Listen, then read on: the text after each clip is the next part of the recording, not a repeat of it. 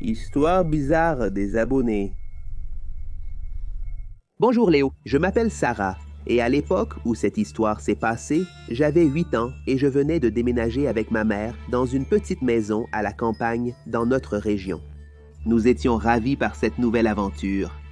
Nous étions loin de nous douter que cette maison cachait de sombres secrets. Dès notre arrivée, nous avons commencé à ranger toutes nos affaires. C'était un endroit petit mais chaleureux. Il semblait parfait pour que nous commencions une nouvelle vie ensemble. Après beaucoup de travail, nous avons enfin fini d'organiser toutes nos affaires et nous sommes allés nous coucher pour notre première nuit dans la maison. Cependant, nous avons été surprises par des bruits étranges venant de la cuisine. On aurait dit un bruit de casserole qui tombe. Ma mère et moi nous sommes levés, effrayés, et nous sommes allés vérifier ce qui se passait. Quand nous sommes arrivés dans la cuisine, nous avons été horrifiés de voir toutes les casseroles tomber et éparpillées par terre. Au début, nous pensions que cela pouvait être un chat ou un rat qui était entré dans la maison. Et après cela, nous avons essayé de nous calmer et nous avons rangé le désordre avant de retourner au lit. Nous nous sommes convaincus que ce n'était qu'un incident isolé et que rien ne se passerait à nouveau, n'est-ce pas? Cependant, au milieu de la nuit, nous avons été réveillés par le bruit des casseroles tombant des placards. Le bruit a résonné dans toute la maison, nous laissant terrifiés de peur. Nous avons couru pour voir ce qui se passait et nous sommes tombés sur la même scène terrifiante. Les casseroles étaient éparpillées sur le sol, comme si elles avaient été jetées par une force invisible. Le cœur battant, ma mère et moi avons échangé des regards effrayés. Il était évident que quelque chose de surnaturel se passait dans cette maison. Nous avons décidé qu'il était temps de partir, ne pouvant rester un jour de plus ici. Le lendemain matin, nous avons tout emballé à la hâte et nous avons déménagé immédiatement. Nous avons laissé derrière nous cet endroit effrayant. Et nous avons promis de ne jamais y retourner. La maison renfermait des secrets sombres dont nous n'avions même pas idée. Et notre sécurité passait avant tout, n'est-ce pas? Alors, ma mère m'a révélé qu'en partant, la voisine avait dit que l'ancien habitant de cette maison était mort là-bas. Les filles sont parties en voyage et ont enfermé l'homme dans la chambre. Comme il était âgé, il a fini par mourir de faim. Alors, son esprit allait toujours à la cuisine chercher de la nourriture dans le garde-manger et dans les casseroles, renversant tout par terre. Je me souviens encore des frissons qui parcouraient ma colonne vertébrale quand les casseroles ont été jetées au sol.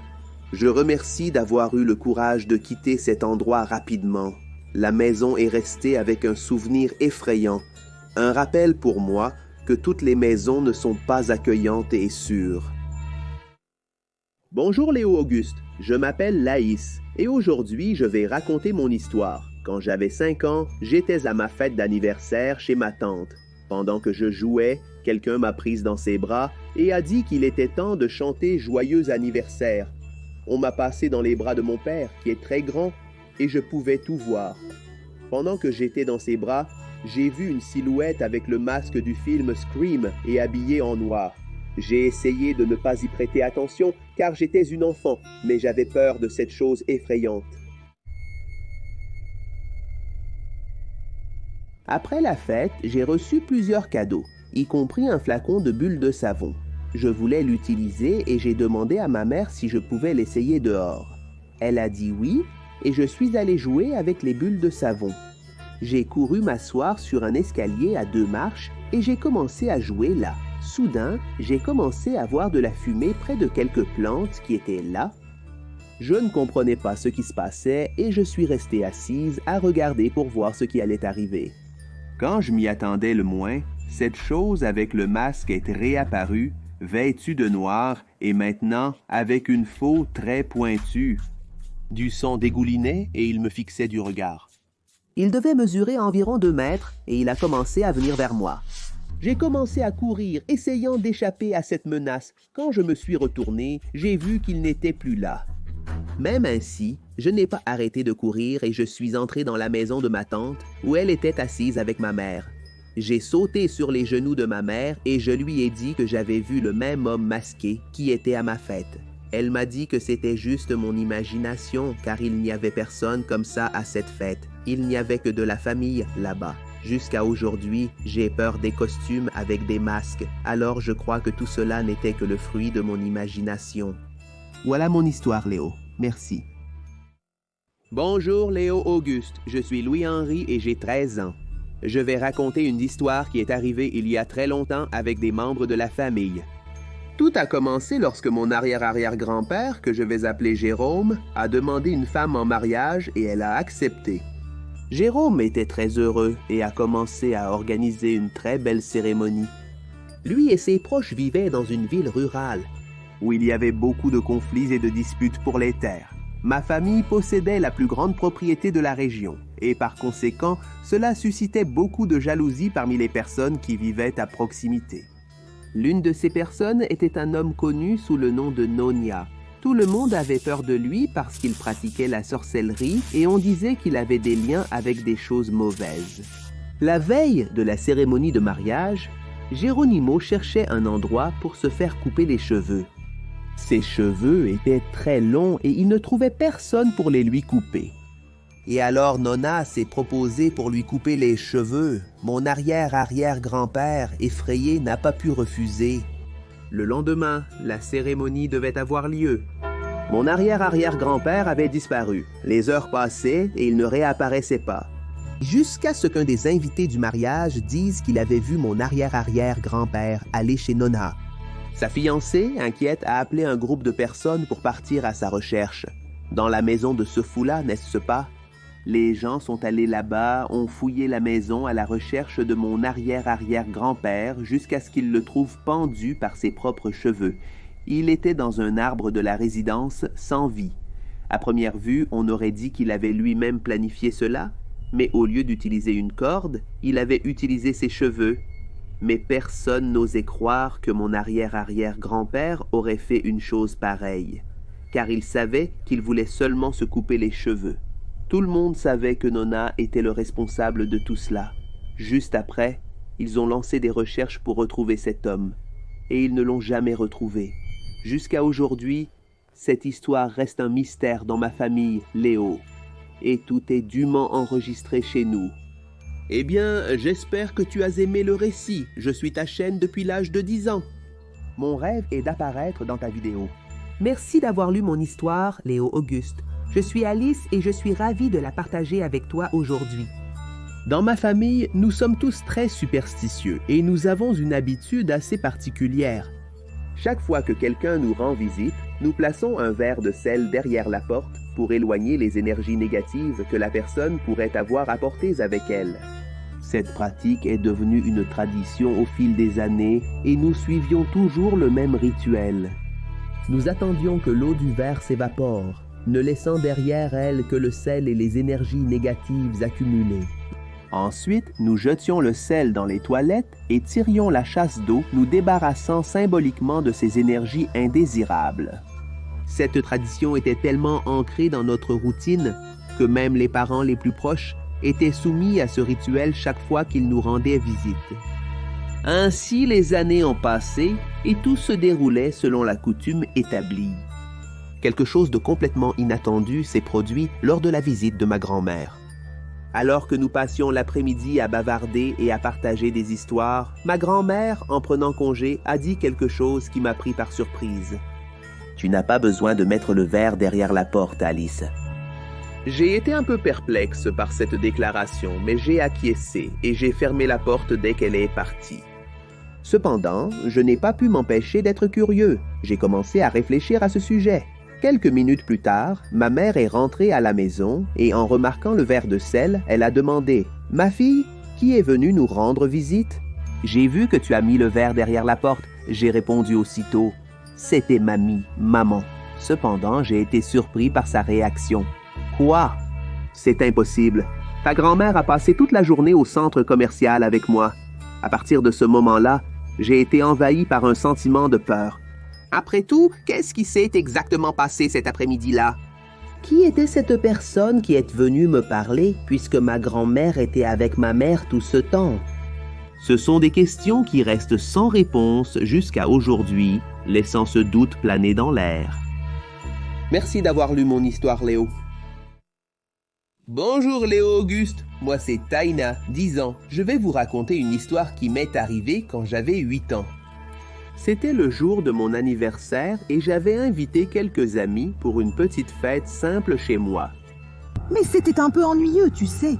Alors j'ai décidé d'inventer une idée sinistre pour mettre un peu d'ambiance à la fête.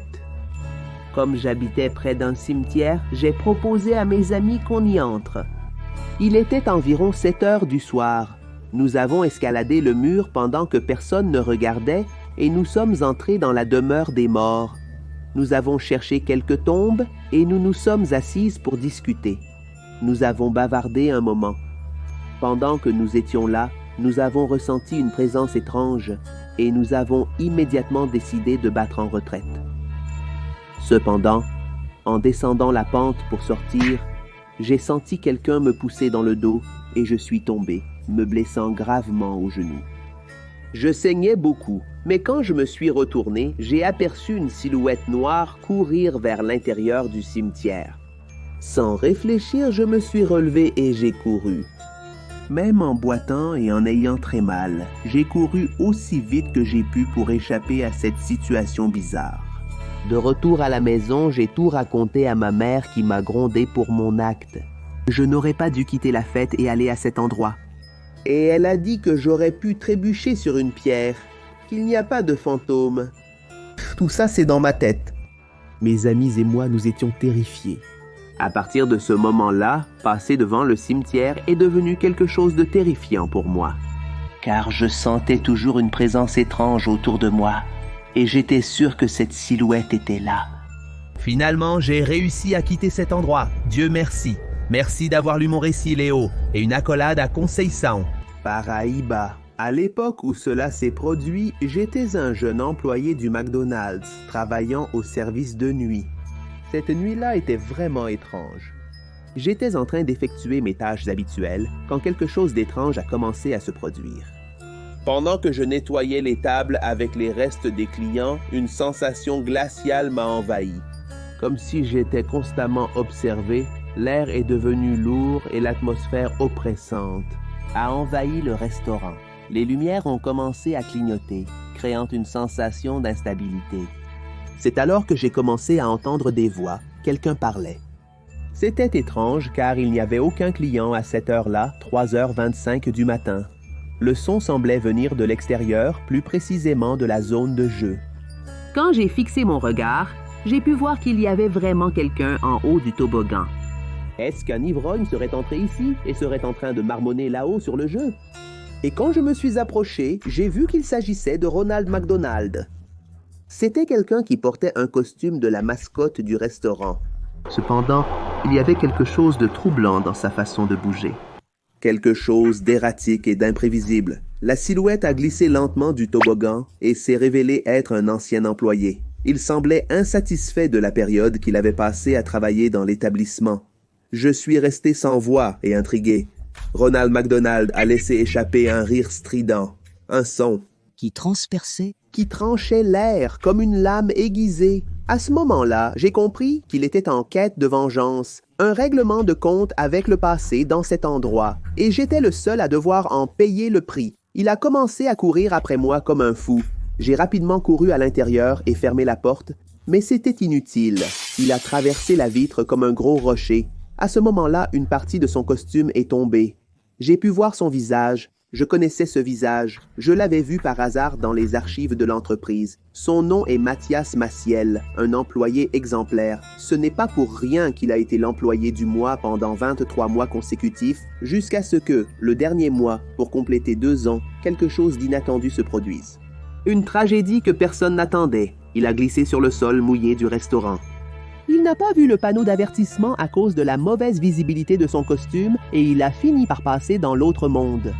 Alors, dès que j'ai prononcé son nom, il a cessé de bouger. Il est resté immobile quelques secondes avant de partir. Après cet incident, j'en ai parlé à mon supérieur, mais j'ai fini par être licencié. Ils ont attribué la faute des vitres, de la porte et des caméras cassées à moi. Finalement, j'ai remercié Dieu d'avoir quitté cet endroit au cas où Mathias Maciel déciderait de revenir. Et cette fois encore plus énervé. Histoire bizarre des abonnés. Bonjour Léo, je suis Jennifer. Ma mère et moi avons récemment emménagé dans une vieille demeure. Le loyer serait bien moins cher que l'actuel, alors nous y sommes allés. Au début, j'étais enthousiaste à l'idée de vivre dans un endroit différent. Mais bientôt, les choses ont commencé à devenir étranges. Le premier jour, en explorant la maison, j'ai ressenti une sensation étrange. Et j'ai entendu un bruit de train. Il semblait qu'il était proche et j'ai jeté un coup d'œil par la fenêtre.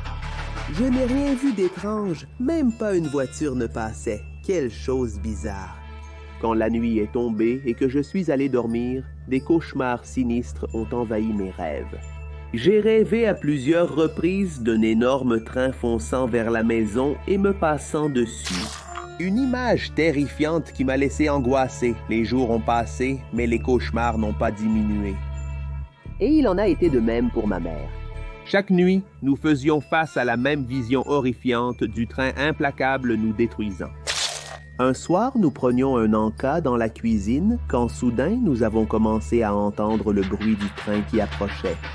Mais cette fois, nous avons senti la table trembler. Ce n'était pas un simple tremblement, on aurait dit un tremblement de terre, et il était tout près. Nous nous sommes jetés au sol de peur d'être touchés, mais après un moment, ça s'est arrêté. J'ai commencé à rester constamment sur mes gardes, de peur que quelque chose n'arrive, car je n'arrivais pas à comprendre pourquoi cela se produisait. Un jour, lors d'une conversation avec la voisine la plus âgée, j'ai mentionné les cauchemars. Elle m'a regardé avec curiosité et a dit « Tu savais qu'un train passait par ici il y a de nombreuses années ?» La voie ferrée a été désaffectée il y a environ 70 ans pour la construction de ce quartier. Le conducteur est devenu fou d'avoir perdu son emploi et il a mis fin à ses jours lors de son dernier voyage en train. Le train a fini par dérailler et a fait de nombreuses victimes. Cette révélation m'a choqué. J'ai découvert que cela arrive à beaucoup de personnes de cette région. Ils entendent le bruit du train et font des cauchemars avec ce véhicule. Mais la plupart s'y sont déjà habitués et n'y prêtent même plus attention. Tout a commencé à avoir du sens et ma mère a décidé d'aller dans une autre maison. Une maison qui n'avait pas un passé aussi étrange et où nous pourrions vivre tranquillement. Même dans une nouvelle maison, j'ai encore peur que ce train n'apparaisse. Bonjour, je m'appelle Jorginho et j'avais emménagé dans une nouvelle maison. Mon frère et moi étions très excités par le déménagement. Cependant, quand nous sommes arrivés là-bas, j'ai senti qu'il y avait quelque chose d'effrayant dans les environs, mais je n'y ai pas trop prêté attention parce qu'il y avait une super piscine sur place, tu vois. Le lendemain, quand il a fait beau, nous avons décidé de profiter de l'eau et de nous amuser. Tout était parfait. Nous avons passé des heures à jouer là-bas. Mais en sortant de la piscine, j'ai senti quelque chose me piquer le pied. J'ai baissé les yeux et j'ai vu que je saignais. Le sol autour de moi était taché de rouge. Mon frère m'a aidé à rentrer à la maison car je boitais. Ma mère a vu et s'est beaucoup inquiétée. Elle m'a fait des pansements et est sortie pour voir la situation. Étonnamment, il n'y avait aucune trace de sang par terre. Même si la blessure à mon pied était réelle et évidente, nous n'arrivions pas à expliquer ce qui se passait. Le lendemain, ma mère a appelé un pro pour inspecter la piscine. Dans l'espoir de trouver un défaut ou un carreau tranchant qui aurait pu causer cette blessure, n'est-ce pas? Mais tout était en ordre. Il n'y avait rien d'anormal dans la piscine. Malgré l'incident, j'ai décidé de donner une seconde chance à la piscine et j'y suis retourné me baigner avec mon frère. Tout semblait normal, mais cette fois, il s'est passé quelque chose de pire. Mon frère a voulu plonger tête la première, tu vois, mec.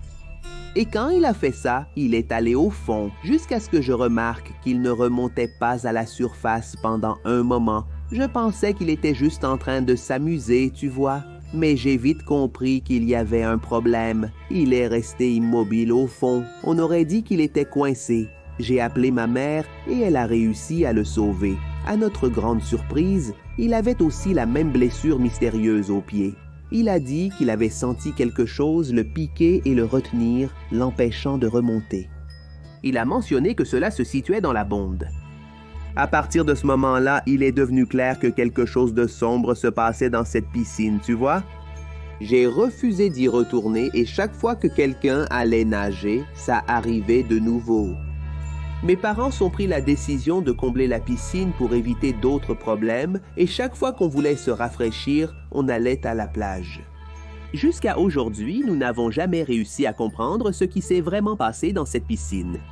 La seule certitude que nous avons, c'est qu'elle cachait des secrets sinistres et qu'il valait mieux la laisser derrière nous. Maintenant, nous pouvons profiter de la plage en paix, sans craindre ces choses inexplicables et effrayantes. Merci d'avoir lu mon histoire, Léo.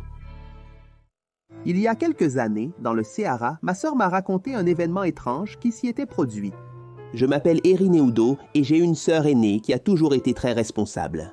Pour moi et pour notre frère. Je n'avais que 2 ans à l'époque et mon frère en avait 3. Un après-midi, ma mère a dû sortir rendre visite à ma grand-mère et elle nous a laissés sous la garde de ma sœur. Pendant que maman était partie, ma sœur a décidé de préparer une recette. Cependant, en arrivant dans la cuisine, elle s'est rendue compte que nous n'avions pas d'huile pour faire ce qu'elle voulait. Sans perdre de temps, elle a décidé d'aller chez ma tante, qui habitait à proximité. Elle est partie précipitamment de notre maison, laissant la porte ouverte, et nous endormit dans les hamacs du salon. Elle a pris le gobelet en aluminium. Ma sœur est allée chez ma tante pour demander de l'huile. En arrivant, elle a appelé et c'est ma cousine qui lui a répondu. Elle a fait sa demande et l'a attendue sur le trottoir devant la maison de ma tante, pendant qu'elle attendait que ma cousine revienne avec la chose. C'est alors qu'il s'est passé quelque chose de terrible. Pendant qu'elle observait notre maison, ma sœur a aperçu une silhouette étrange au milieu du chemin. C'était une femme en blanc portant une longue robe. Et énigmatique. Ses yeux semblaient fixés vers l'intérieur de notre maison, qui était toujours avec la porte ouverte, n'est-ce pas? Mais le plus effrayant, c'était de remarquer qu'elle flottait. Oui, cette femme était suspendue dans les airs, sans toucher le sol. La peur a envahi le cœur de ma sœur et, sursautant, elle a laissé tomber le gobelet en aluminium par terre, provoquant un bruit de métal, n'est-ce pas, frère? En entendant le bruit, la femme mystérieuse s'est de nouveau tournée vers ma sœur. Comme une ombre, elle s'est déplacée sur le chemin et est passée devant la maison de ma tante. Ma sœur dit qu'elle a senti cette chose passer. Un vent étrange est venu dans sa direction. Être témoin de cela a laissé ma sœur pâle et tremblante pendant longtemps. Quand ma tante est arrivée avec l'huile, elle a remarqué l'état de choc de ma sœur et a tout de suite demandé ce qui s'était passé pour qu'elle ait cette tête-là. D'une voix tremblante, elle a raconté ce qu'elle avait vu. Mais à notre grande surprise, ma tante n'a pas été effrayée, car elle avait déjà entendu des histoires effrayantes sur cette zone-là. Depuis ce jour, ma sœur n'a plus jamais oublié de fermer la porte. En fait, elle fermait toujours à clé, mettait la clé là et fermait mec pour que ça ne reste pas ouvert. Elle avait même une obsession avec les fenêtres ouvertes et les fermait toujours. Dieu merci, cette chose n'est pas entrée dans la maison, n'est-ce pas? On ne sait jamais, elle pourrait nous emmener dans l'autre monde.